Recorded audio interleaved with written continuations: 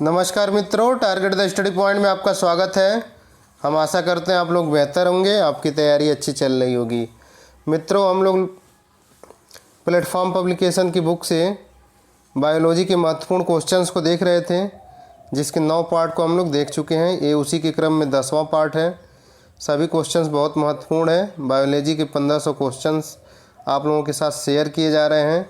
इसके पहले लगभग 1200 क्वेश्चन विज्ञान के शेयर किए जा चुके हैं। तो चलिए हम देखते हैं बिना समय गंवाए। ब्रायोफाइट्स क्या होते हैं? उभयचर जो होता है उनको ब्रायोफाइट्स कहा जाता है। वैसे पौधे या जंतु जो जल एवं स्थल दोनों जगह जीवन यापन करते हैं उन्हें उभयचर कहा जाता है। ब्रायोफाइटा समूह के पौधे, मेढक, डोंडवा सांप आदि जो है ब्रायोफाइट्स के अंतर्गत आते हैं। अगला देखिए, तितली, पक्षी और चमगादड़ के पंख कैसे होते हैं? समवृत्तीय अंग होते हैं। समवृत्तीय अंग मतलब एक प्रकार के होते हैं, तितली, पक्षी तथा चमगादड़ के पंख।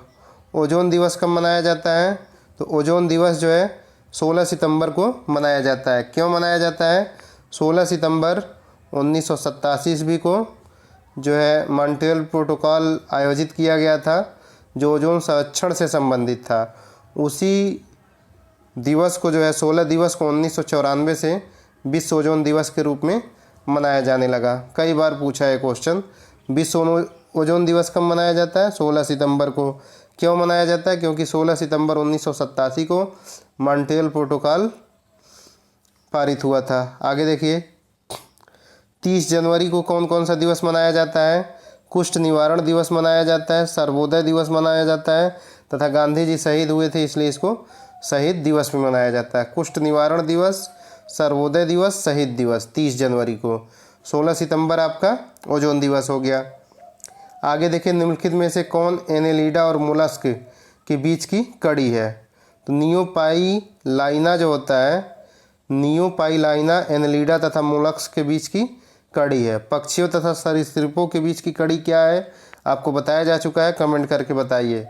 एनेलिडा और मोलस्क के बीच की कड़ी नियोपाइलाइना है। हृदय स्पंदन नियंत्रित होता है, किसके द्वारा नियंत्रित होता है? पेसमेकर के द्वारा।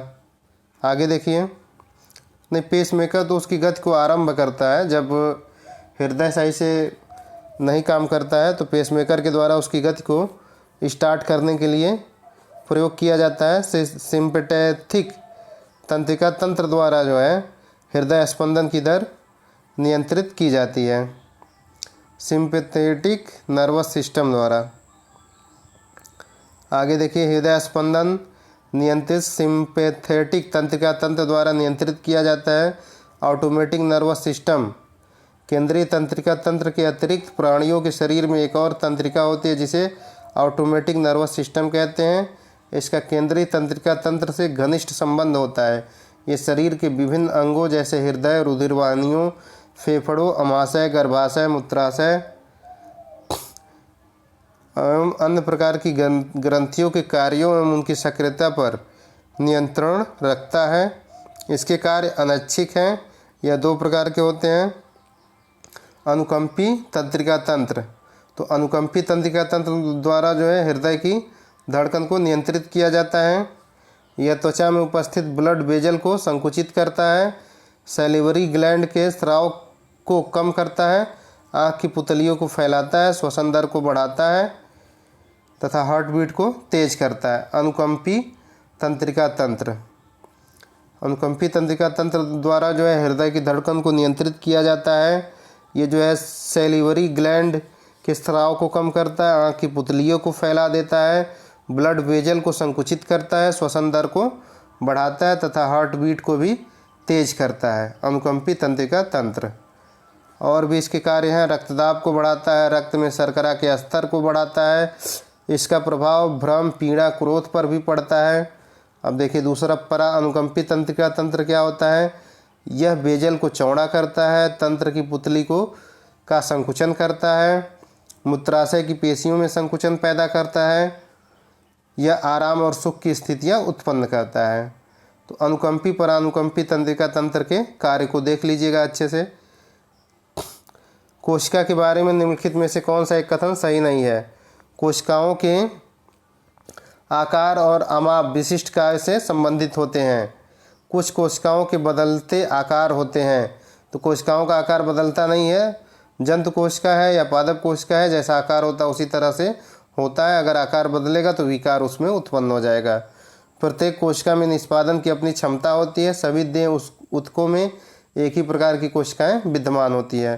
तो यहाँ ऑप्शन बी सही नहीं है, बाकी तीनों ऑप्शन सही है। निम्नलिखित में से किस एक वैज्ञानिक ने पादपों में जल के लंबी दूरी के अभिगमन का सिद्धांत प्रस्तावित किया? तो पादपों में जल के लंबी दूरी के अभिगमन का सिद्धांत जेसी बोस द्वारा प्रतिपादित किया गया था।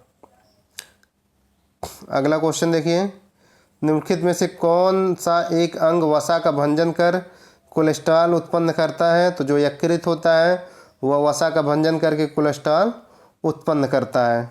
आगे देखिए, कोई बी प्रकार के रक्त वाला व्यक्ति किसी आकस्मिक संकट में किस प्रकार के रक्त वाले व्यक्ति को रक्तदान कर सकता है? तो बी तथा ए बी को यह रक्त दे सकता है, क्योंकि ए बी तो सर्वग्राही है तो किसी से भी ले लेगा, बाकी बी वाला बी को देगा।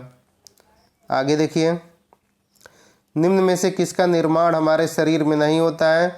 तो जो विटामिन होते हैं उसका निर्माण शरीर में नहीं होता है, यह बाह्य स्रोतों से ग्रहण किया जाता है।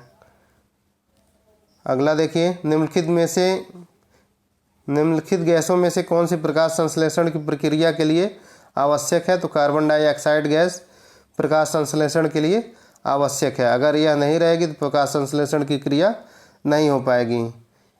एनोस्मिया क्या होता है? तो एनोस्मिया जो होता है वह स्मेल की संवेदना में जो कमी होती है उसको एनोस्मिया कहा जाता है।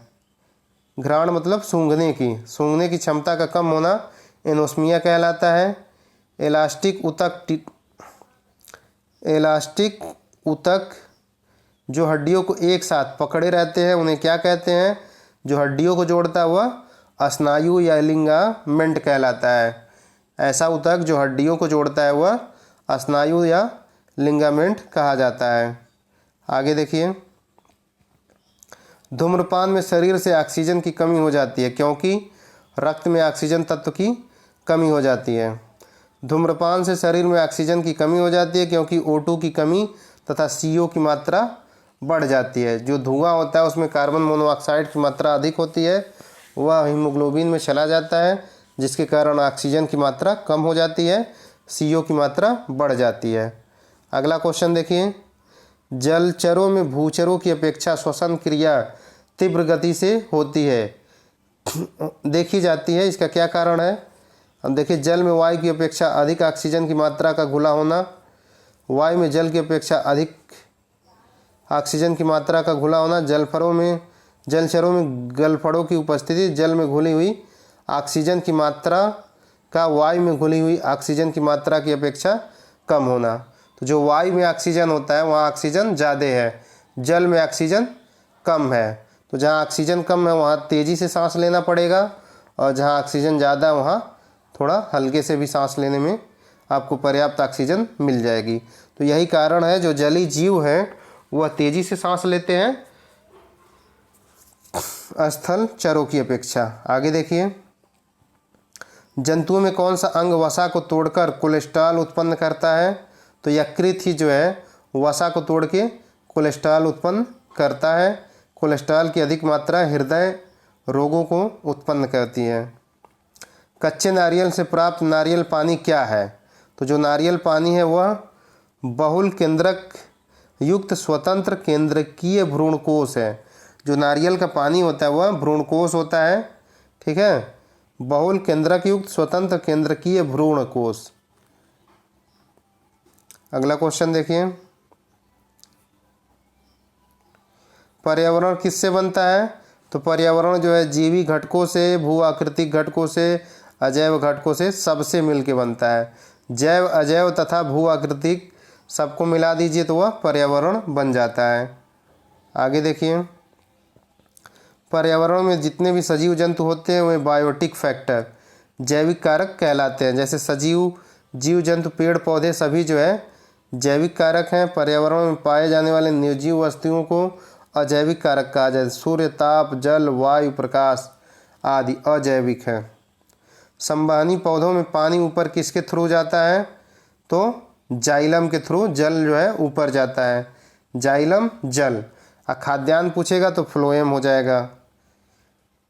आगे देखिए, पौधे का कौन सा भाग फूल बनाने का उद्दीपन ग्रहण करता है? जो उसका पर्ण होता है, लीप्स जो होती है, वह फूल बनाने का उद्दीपन ग्रहण करता है। इसको पहले ही बताया जा चुका है कि पौधे में फूल बनाने के लिए उद्दीपन कौन ग्रहण करता है? तो जो लिप्स होती है, पत्तियां जो होती हैं, वो फूल बनाने का उद्दीपन ग्रहण करती हैं। फ्लावर के अध्ययन को एंथोलॉजी कहा जाता है। फूलों के अध्ययन को एंथोलॉजी कहा जाता है। पत्ती और स्टेम, तना के संयुक्त रूप को सूट कहते हैं। तो पत्ती और तना को संयुक्त रूप से क्या कहा जाता है? सूट कहा जाता है।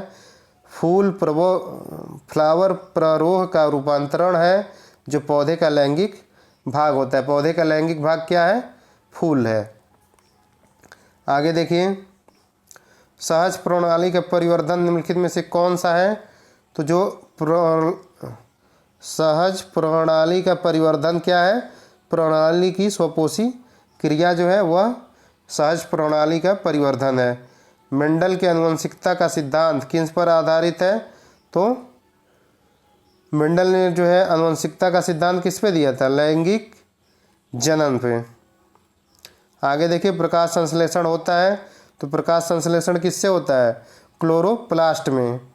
प्रकाश संश्लेषण की क्रिया क्लोरोप्लास्ट में होता है। ये क्लोरोप्लास्ट पौधे की पत्तियों में पाए जाने वाले क्लोरोफिल में पाया जाता है। क्लोरोप्लास्ट को पौधे का रसोई घर कहा जाता है।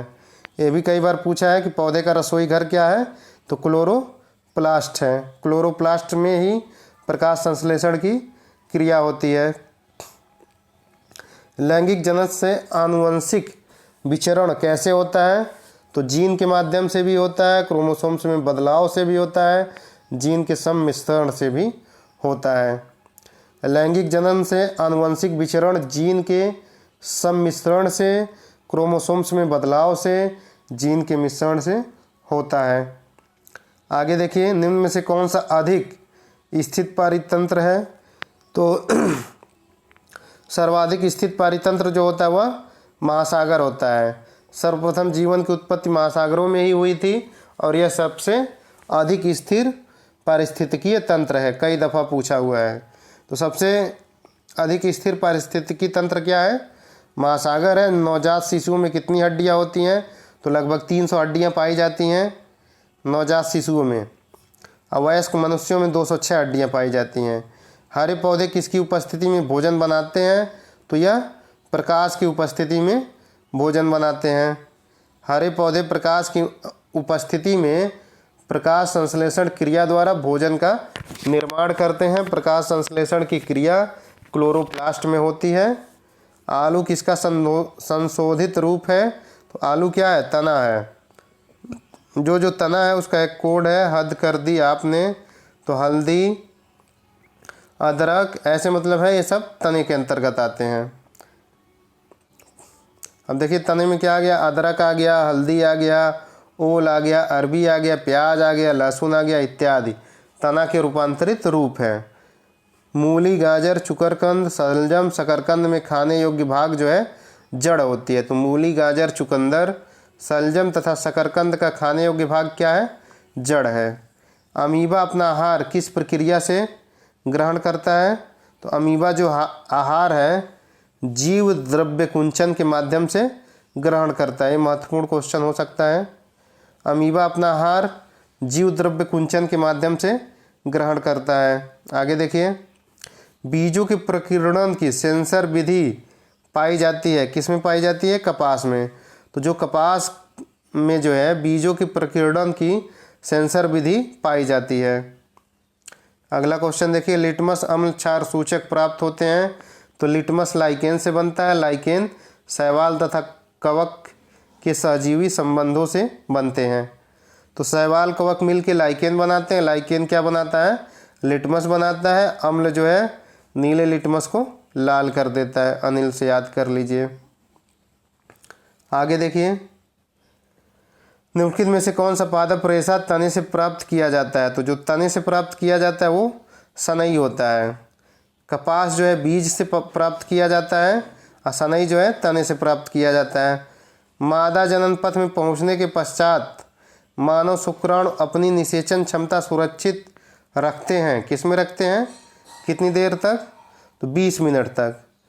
जब मादा जनन पथ में पहुंचने के पश्चात मानव शुक्राणु अपनी निषेचित क्षमता कितने समय तक सुरक्षित रखते हैं? तो 20 मिनट तक रखते हैं। आगे देखिए, निम्नलिखित रोगों में से कौन जीवाणु जनित रोग है? तो हम जानते हैं जो यक्ष्मा टीबी होती है वह जीवाणु जनित रोग है, माइक्रोबैक्टीरियम ट्यूबरकुलोसिस से होता है। मानव कलाई में नाड़ी स्पंदन करती है। नाड़ी के स्पंदन से हम क्या ज्ञात करते हैं? पल्स ज्ञात किया जाता। नाड़ी के स्पंदन से पल्स ज्ञात किया जाता है और जो नाड़ी का स्पंदन दर है वही हृदय का स्पंदन दर होता है। आगे देखिए, हृदय 1 मिनट में 72 बार धड़कता है। जो मानव कलाई में नाड़ी की स्पंदन दर है वही हृदय की भी गति होती है। निम्नलिखित में से एक कीट नहीं है। तो इसमें से देखिए कीट क्या नहीं है? खटमल, मच्छर, मकड़ी, घरेलू मक्खी। तो जो मकड़ी होती है वह कीट की श्रेणी में नहीं आती है। बाकी खटमल, मच्छर, घरेलू मक्खी कीट की श्रेणी में आते हैं। इसकी सबसे बड़ी कंडीशन है कि कीटों में 3 जोड़ी पैर पाए जाते हैं। अगला देखिए, परितृप्ति एवं प्यास के केंद्र मानव मस्तिष्क में किस भाग में अवस्थित हैं? तो हाइपोथैलेमस में है। आगे देखिए, पेंगिंग एक लाभकारी प्रक्रिया है मूंगफली में। मूंगफली में पेंगिंग एक लाभकारी प्रक्रिया है। भारतीय दलहन शोध संस्थान कहाँ स्थित है? कानपुर में स्थित है। टिड्डियाँ भारत में कहाँ से प्रवेश करती हैं? तो जो टिड्डियाँ आती हैं पाकिस्तान के रास्ते भारत में प्रवेश करती हैं। जुगनू किस परिघटना की वजह से शीत प्रकाश देता है? तो वह वायुसंदीप्ति। ये क्वेश्चन महत्वपूर्ण है। जुगनू किस परिघटना के कारण शीत प्रकाश देता है? तो जुगनू वायुसंदीप्त परिघटना के कारण शीत प्रकाश देता है। जुगनू में ल्यूसीफेरिन एंजाइम होता है जो हवा के संपर्क में आने से ल्यूसीफेरेज पिगमेंट बनाता है जिसके कारण जुगनू प्रकाश उत्पन्न करता है। मेन ये क्रिया है वायुसंदीप्ति क्रिया के कारण जो है जुगनू प्रकाश उत्पन्न करता है। निम्नलिखित में से कौन सा एक पाचक तंत्र की भित्तियों में से द्रुततम गति से अवशोषित होगा? तो विष के रूप में लिया गया DDT बहुत तेज़ी से जो है पाचक तंत्र में अवशोषित होता है। इसका पाचन तेज़ी से होगा और धीरे धीरे तंत्रिका तंत्र पे उसका असर स्टार्ट हो जाएगा। मृत्तिका शिल्प, मृत भांड और कांच उद्योग के श्रमिकों को समानतः होने वाली व्यावसायिक स्वास्थ्य संकटों में से क्या है? मृत्तिका शिल्प, मृत भांड या कांच उद्योग में जो लोग काम करते हैं उनके अंदर शीशे की मात्रा, लेड की मात्रा बढ़ जाती है जिसके कारण सिलिकोसिस नामक रोग हो जाता है। तो सिलिकोसिस रोग किसके कारण होता है? लेड के कारण, शीशा के कारण। ये ज़्यादातर मृत्तिका शिल्प, मृत भांड और कांच के उद्योग में काम करने वाले लोगों को होता है। ये फेफड़े को प्रभावित करता है। कपास प्राप्त किया जाता है तो कपास जो है बीज से प्राप्त किया जाता है। बीजों का सर्वोत्तम संरक्षण कहाँ किया जाता है? तो ठंडी तथा शुष्क परिस्थितियों में बीजों का सर्वोत्तम संरक्षण किया जाता है। तो बीज के संरक्षण की सबसे बेहतर स्थिति क्या होगी? ठंडी तथा शुष्क परिस्थिति। अगला, एक्वेरिजिया में अम्लों का क्या अनुपात है? तो एक्वेरिजिया क्या होता है? HCl तथा HNO3 को 1:3 के अनुपात में मिला दें तो एक्वेरिजिया बनता है। HCl HNO3 अगर कहेगा तो 1:3 होगा, HNO3 HCl कहेगा तो 3:1 होगा। एक्वेरिजिया ऐसा मतलब विलयन होता है जिसमें सोना भी घुल जाता है। आगे देखिए, निम्नलिखित में से कौन सी चीज़ भूमिगत खाद्य तना है? तो अदरक क्या होता है? तना होता है। आगे देखिए, सूची 1 व 2 को मिलाना है। धान, गेहूँ, सरसों, ईख और इसमें लगने वाले रोग हैं। तो धान में देखिए कौन सा रोग लगता है, गेहूं में कौन सा रोग लगता है, सरसों में कौन सा रोग लगेगा, गन्ना में कौन सा रोग लगेगा। तो जो गन्ना ईख होता है उसमें लाल विगलन रोग लग जाता है। तो डी का 3 हो गया। धान में जो होता है, धान में आपका प्रध्वंस, इसको ब्लास्ट भी कहा जाता है, ब्लास्ट रोग जो है धान में लगता है। गेहूं में क्या होता है, कीट रोग गेहूं में लगता है। मृदु रोमिल आसित रोग जो है सरसों में लगता है। इस तरह ऑप्शन बी आपका सही हो जाएगा। आगे देखिए, धान में प्रध्वंस या ब्लास्ट, इसको ब्लाइट कहा जाता है।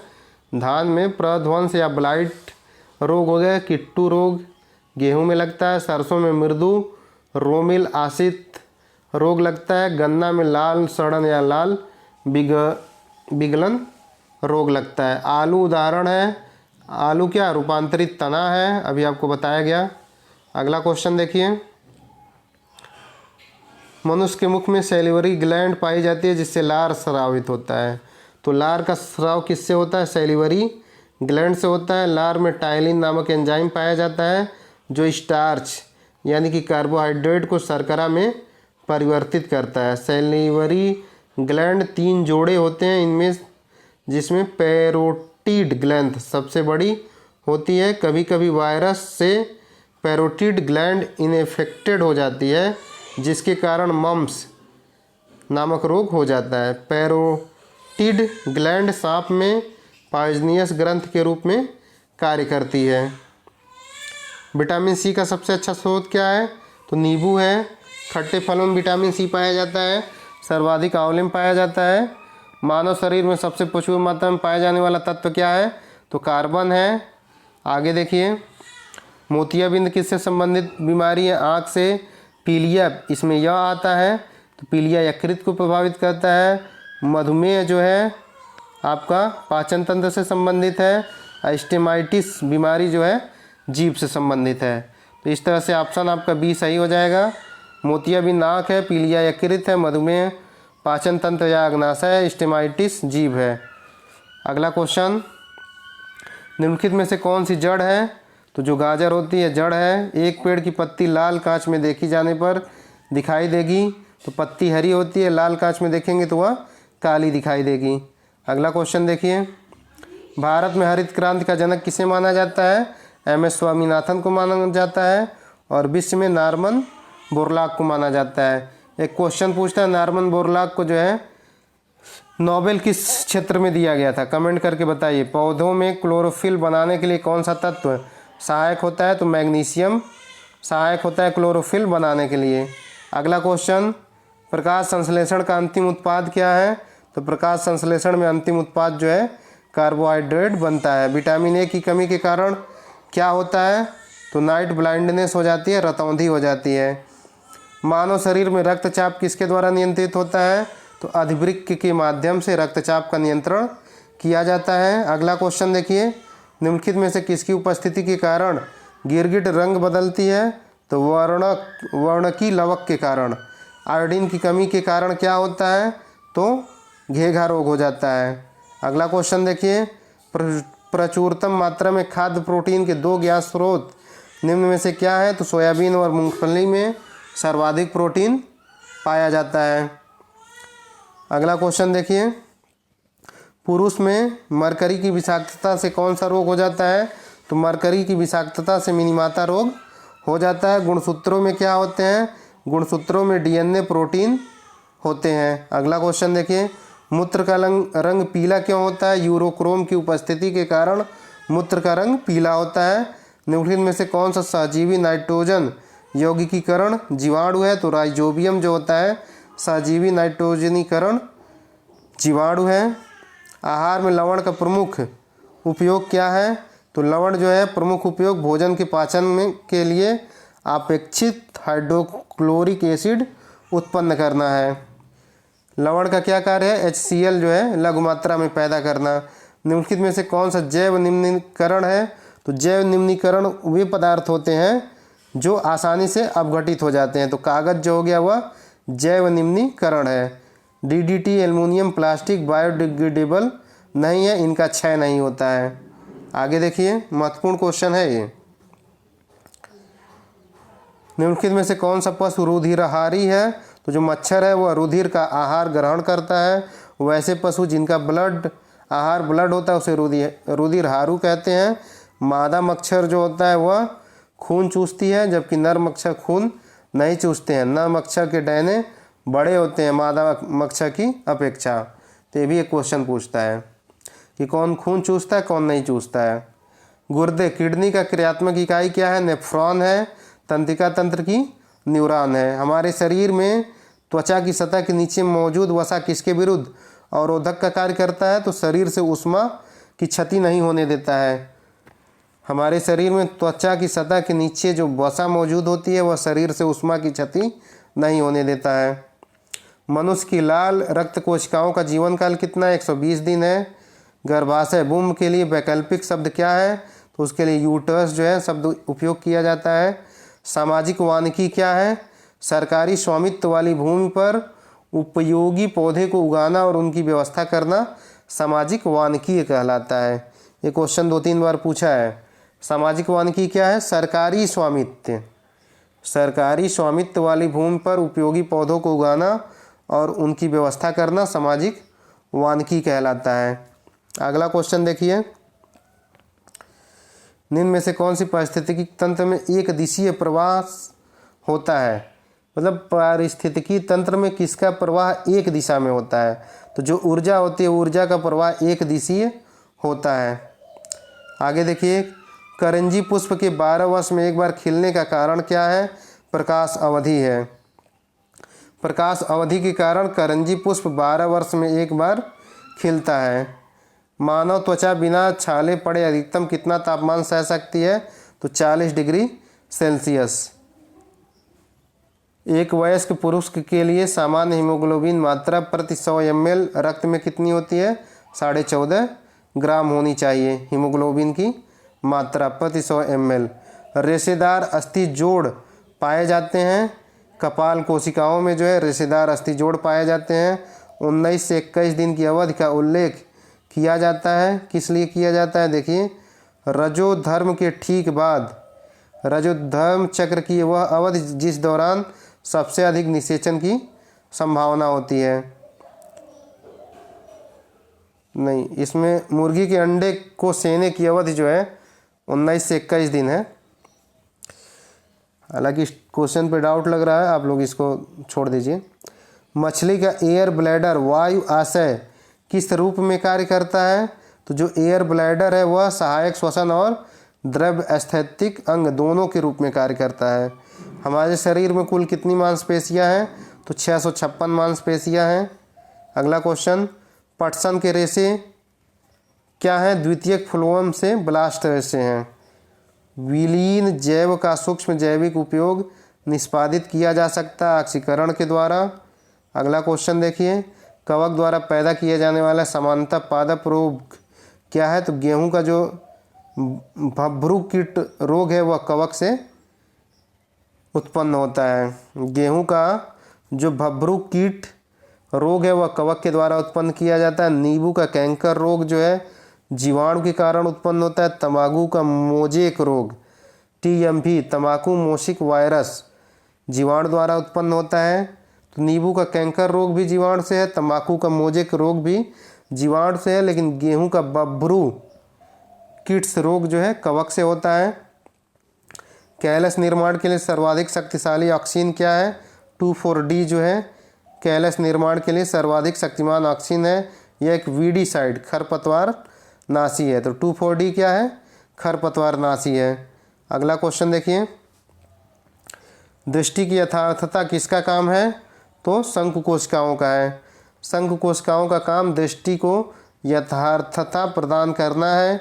मनुष्य आँख में रेटिना पर येलो स्पॉट पाया जाता है जिसमें कोन सेल्स शंकु कोशिकाएं पाई जाती हैं। इसमें आइडोप्सिन नामक पिगमेंट पाया जाता है जो तीव्र प्रकाश में देखने के लिए उत्तरदायी होता है। शंकु कोशिकाओं में रंग पहचानने की शक्ति होती है। इसकी कमी से कलर ब्लाइंडनेस रोग हो जाता है।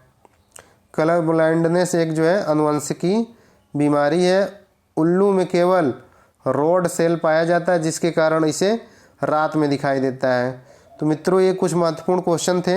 हम आशा करते हैं आप लोगों को अच्छे लगे होंगे। अगर क्वेश्चन अच्छे लगते हैं तो वीडियो को अधिक से अधिक शेयर करिए, लाइक करिए तथा चैनल को सब्सक्राइब करिए। धन्यवाद दोस्तों।